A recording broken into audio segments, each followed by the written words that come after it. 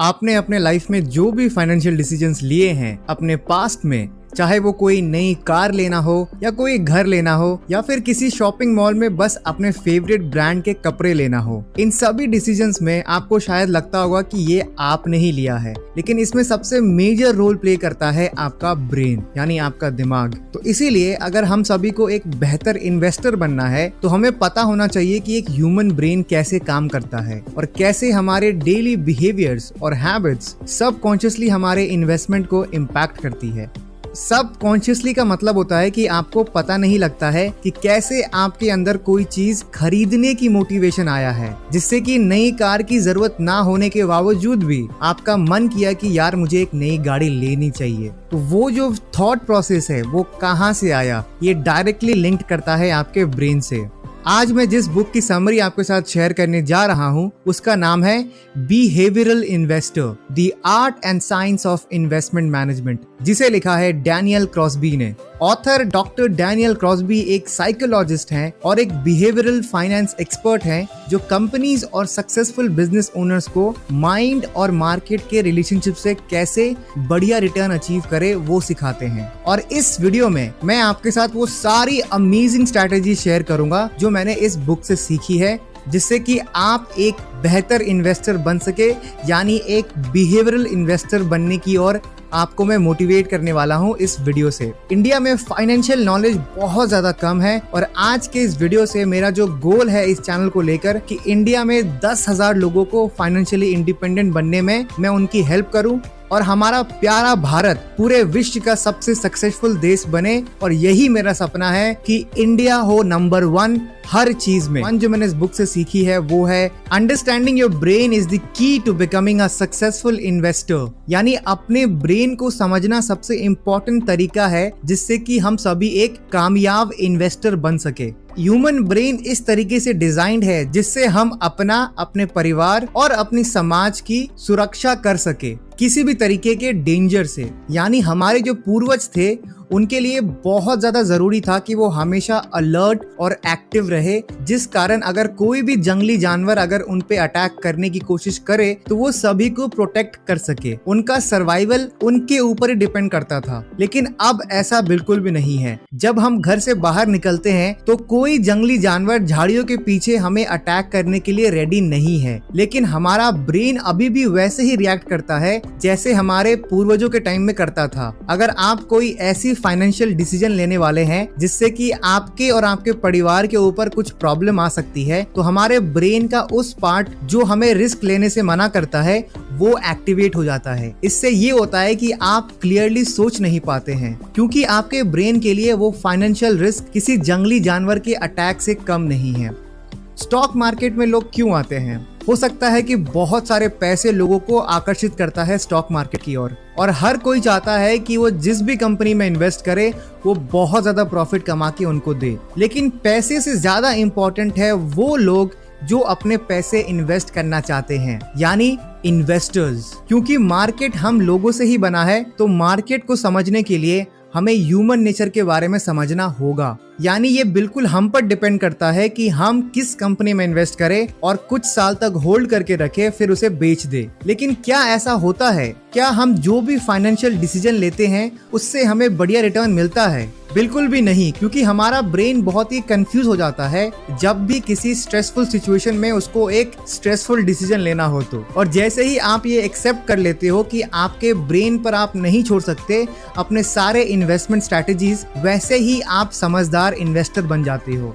Doctor Brian कुटसन जो एक professor है हार्वर्ड यूनिवर्सिटी में, वो ये कहते हैं कि humans are drawn to money without any reference to its actual value, यानी मनुष्य पैसों की तरफ आकर्षित होते हैं बिना पैसों की असली कीमत जाने। इसीलिए हम क्विक रिच सॉल्यूशंस ढूंढने की कोशिश करते हैं। हमारे ब्रेन का इम्पेशेंट नेचर की वजह से ही हम लॉन्ग टर्म इन्वेस्टमेंट नहीं करना चाहते हैं। सच्चाई तो ये है कि हमें अपने ब्रेन पर डिपेंडेंट होना ही नहीं चाहिए, क्योंकि हमारा जजमेंट हमारा होता ही नहीं है और उसके पीछे हमारी सालों की बिहेवियर्स और थॉट पैटर्न जिम्मेदार होती है।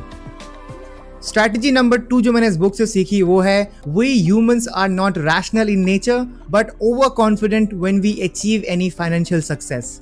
एक बहुत ही इंटरेस्टिंग लिंक है मार्केट और मौसम के ऊपर। पूरे दुनिया में लोग स्प्रिंग और समर में यानी गर्मियों के दौरान ज्यादा इन्वेस्ट करते हैं स्टॉक मार्केट में। ये बिहेवियर कोई नया बिहेवियर नहीं है, बल्कि हमारे एंसेस्टर्स भी गर्मियों के दौरान ज्यादा अनाज को स्टोर करते थे, जिससे कि ठंड के मौसम में उनके पास खाने का स्टॉक तैयार रहे। कुछ रिसर्चर ने ये देखा कि बरसात के मौसम में इन्वेस्टर कुछ खास रिस्की इन्वेस्टमेंट नहीं लेते, क्योंकि बादल और ग्रे मौसम थोड़ा डिप्रेसिंग होता है हमारे लिए, जिससे हम रिस्क लेना पसंद नहीं करते। और स्टॉक मार्केट में भी रिटर्न कम आते हैं क्लाउडी डेज में। ये सारे फाइंडिंग्स हम सभी को ये बताते हैं कि हमारा इन्वेस्टमेंट डायरेक्टली लिंक्ड है हमारे फीलिंग्स के साथ, जिससे ये प्रूव होता है कि हम एक रैशनल व्यक्ति नहीं हैं। रैशनल व्यक्ति उसे कहते हैं जो लॉजिक और फैक्ट से डिसीजन लेता है, ना कि अपने इमोशंस की वजह से। अगर आपको एक सक्सेसफुल इन्वेस्टर बनना है तो आपको अनकंफर्टेबल फीलिंग्स की आदत लगानी होगी, क्योंकि मार्केट हमेशा ऊपर नीचे होता रहता है और किसी दिन आपको ज्यादा लॉस भी हो सकता है कंपेयर करें बाकी के दिनों से। इससे ये होता है कि आपके अंदर एक स्ट्रॉन्ग इमोशंस क्रिएट होता है और उस वजह से आप अपने आप को काबिल समझना कम कर देते हो। तो ऑथर हमें रेकमेंड करते हैं कि हम सभी को कोशिश ये करनी चाहिए कि हम ज्यादा से ज्यादा रैशनल रहे, यानी लॉजिक और फैक्ट्स के ऊपर डिसीजंस ले और अपने थॉट पैटर्न को भी अपने अंदर ऐसे क्रिएट करे जो कि इमोशंस पे डिपेंड ना हो। वैसे ये तो बहुत ही मुश्किल है, लेकिन फिर भी आप ये कर सकते हो विथ रेगुलर प्रैक्टिस। इसी के साथ साथ ऑथर ओवर कॉन्फिडेंस को एक लाइबिलिटी मानते हैं। कॉन्फिडेंस की वजह से ही हम ह्यूमंस आज सबसे बेहतर जिंदगी जी रहे हैं बाकी के जानवरों से। हमारी कॉन्फिडेंस ही थी जिस कारण हमने इतना ज्यादा डिस्कवरीज की, बिजनेसेस चलाए और अनगिनत सक्सेस मिली है। और इन जनरल हमारी आदत है कि हम ऑप्टिमिस्टिक होते हैं। हम ज्यादातर सिचुएशन में एक पॉजिटिव रिटर्न एक्सपेक्ट करते हैं। इसीलिए इस कॉन्फिडेंस की वजह से कभी कभी हमारे अंदर ईगो आ जाती है कि मैं कभी फेल नहीं हो सकता। जैसे अगर किसी नए इन्वेस्टर ने 5-6 कंपनीज में इन्वेस्ट कर रखा है और अगर उन 5-6 कंपनीज में से अच्छा रिटर्न भी मिला है तो उन्हें लगने लगता है कि वो कमाल के इन्वेस्टर हैं और ओवरऑल मार्केट को इग्नोर करके उनकी सफलता के हकदार वो अपने आप को ही समझने लगते हैं। और उनकी इसी ओवर कॉन्फिडेंस की वजह से वो लगातार शेयर्स खरीदते रहते हैं। इवन अगर शेयर की प्राइस बहुत ज्यादा है, वो भूल जाते हैं basic law of share market जो है buy low and sell high. और अगर उन्हें जरा सा भी लॉस हुआ तो उनकी ईगो की वजह से वो इसे फेस ही नहीं कर पाते हैं। इसीलिए ऑथर कहते हैं कि अगर आपको सक्सेसफुल इन्वेस्टर बनना है तो अपने ईगो को दिन के शुरुआत में ही भूल जाना चाहिए। स्ट्रैटेजी नंबर 3 जो मैंने इस बुक से सीखी है वो है 2 steps to invest successfully like a behavioral investor। Step number 1, embracing the unfamiliar। Leonardo da Vinci की पेंटिंग मोनालिसा आज दुनिया की सबसे फेमस पेंटिंग है, लेकिन क्या आपको पता है 1911 से पहले मोनालिसा की पेंटिंग कुछ खास फेमस नहीं थी। लेकिन ऐसा क्या हुआ 1911 में जिससे कि इस पेंटिंग की वैल्यू रातों रात बढ़ गई। 1911 में लॉवरे म्यूजियम जो कि पेरिस में है, वहां से मोनालिसा की पेंटिंग चोरी हो गई थी, जिस कारण ये एक ग्लोबल न्यूज बन चुकी थी। और 2 साल तक इस पेंटिंग के बारे में किसी को पता भी नहीं चला कि ये चोरी कैसे हुई और ये आखिर ये पेंटिंग है कहाँ पर। पुलिस ने बहुत ढूंढने के बाद पेंटिंग तो मिल गई, लेकिन लोग इस पेंटिंग को देखने के लिए बहुत ज्यादा एक्साइटेड हो गए। इसी वजह से उस म्यूजियम का टूरिज्म हमेशा बहुत ज्यादा हाई रहा है। तो मोनालिसा की पेंटिंग उसकी आर्टिस्टिक मास्टरपीस के लिए नहीं, बल्कि चोरी हो जाने के बाद फेमस हुई थी और उनकी पॉपुलैरिटी बढ़ने का रीजन भी यही था। ऑथर कहते हैं कि एज अ इन्वेस्टर हम हमेशा उस कंपनीज पर इन्वेस्ट करते हैं जो हमारे लिए फेमिलियर हो। फेमिलियर का मतलब होता है कि जिसके बारे में आपके पास थोड़ा बहुत नॉलेज है। इसी टेंडेंसी के कारण बहुत सारे इन्वेस्टर्स ओवर स्पेंड करते हैं डोमेस्टिक स्टॉक्स में। जैसे कि यूके के इन्वेस्टर्स 80% उन कंपनीज में स्पेंड करते हैं जिनसे वो फेमिलियर हो या जो यूके बेस्ड कंपनीज हैं। यूके वैसे 10% पूरे दुनिया के मार्केट वैल्यू को होल्ड करता है, इसके बावजूद भी वहाँ के इन्वेस्टर्स इंटरनेशनल अपॉर्चुनिटीज मिस कर रहे हैं और अपने पोर्टफोलियो को काफी रिस्क में डाल रहे हैं। तो एक बिहेवियरल इन्वेस्टर बनने के लिए आपको ये एक्सेप्ट करना होगा कि फाइनेंशियल वर्ल्ड में सिर्फ फेमिलियर शेयर्स पे हम डिपेंड नहीं कर सकते, बल्कि अपनी पोर्टफोलियो में उन कंपनीज को भी ऐड करना चाहिए पूरी स्टडी करने के बाद जिनके बारे में आपने पहले सुना ना हो।